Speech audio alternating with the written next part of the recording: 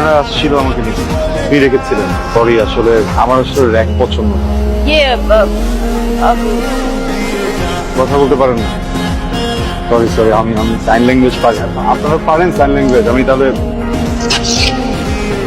সমস্যা কি তোরা? ওনার সামনে তুই নেতাই গেলে কোনো কিছু বলতে পারবি না।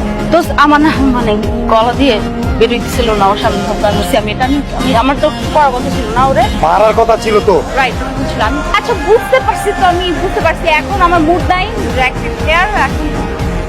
মুড নাই। চল চা খাই বাইরে গিয়ে, পরে কথা হবে। হ্যাঁ কালকে দেখবো, কালকে দেখবো।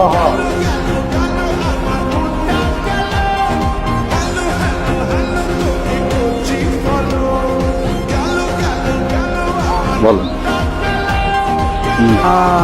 আমি